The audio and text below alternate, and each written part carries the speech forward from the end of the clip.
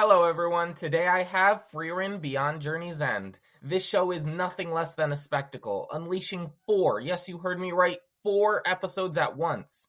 I can tell you for sure, studios wouldn't dare try something that risky unless it was for proof of concept for a complex series. Now, to put it pretty bluntly, this show is good. Not necessarily complex, but good. I might as well throw you a bone and tell you what makes the show unlike any other in its genre. Fantasy, because I sure as hell can't show you it. And believe me, I wish I could, but the truth is this show has some serious mystique about it, an aura that can't really be summarized in just a few-minute rant. Regardless, I'll indulge you a bit. This is just a clip of what the next generation of art and animation has in store for us.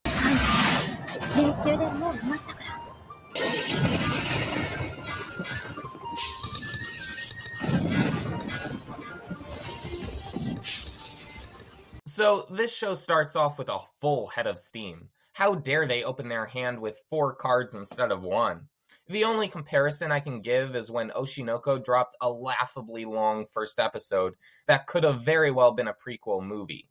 And yes, I understand how dumb that sounds, but I don't want to go into it too much because it'll make it sound like I'm hating on No Game No Life's movie, which just so happens to be the only prequel movie I can come up with on the spot.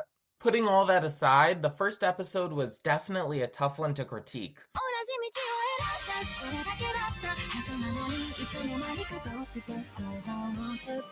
I came out of the first few episodes thinking this is going to be pretty hard to find faults out of. Truth be told, I still can't find too many shortcomings, even out of the first 6 episodes to come out. What comes to mind most is the setup. Airtight in my opinion, but if you really want me to come down hard on this, I'd have to say it's the sheer lack of risks the show takes as it goes along its journey, leaving something to be desired. That and the slow pacing of the show, a pace that leaves me worried that there won't be a satisfying enough conclusion to the series. Now to play the devil's advocate, I say each episode is brilliantly longer compared to most other shows.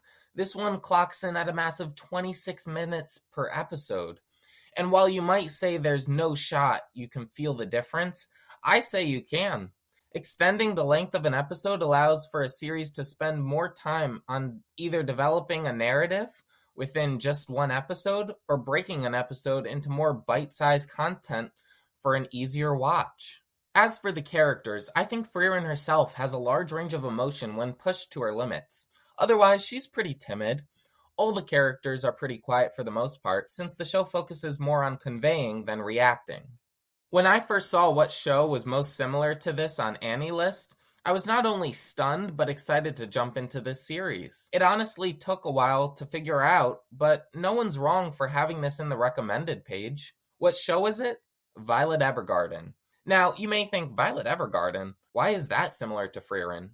The answer is that both main characters are trying to find a sense of humanity by going on multiple journeys in order to better understand and possibly eventually assimilate with society without seemingly standing out because of their odd behavior. Now it's time to get into the rating portion, which I think is pretty clear-cut. This is nothing less than a well-done series. However, I don't see it striving to become anything more than that. In its process of having no downsides, it's my opinion the lack of upsides keeps it a B.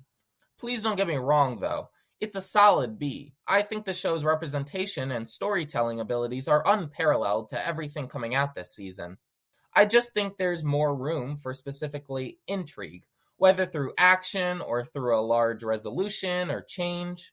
Something's got to give eventually, and when it does, I think the amount of change it gives will affect the interest of most viewers. So before I go, I thought I'd say my piece on a new discovery as of late. The Angel Next Door Spoils Me Rotten Season 2 just got announced. I know Season 1 didn't thrill me the way it did others, but I'm not going to shut things down after hearing Season 2 came in the works. I really think another season could make the relationship between the main two more fuller, cultivating it a bit more, whether them being together feels more exciting. Anyways, that's about all. I hope you enjoy Frieren. I hope I enjoy Frieren. And maybe if there's enough of a difference between now and the end of the series, I'll shell out another video on it. Anyways, thanks for watching, and I'll see you next time.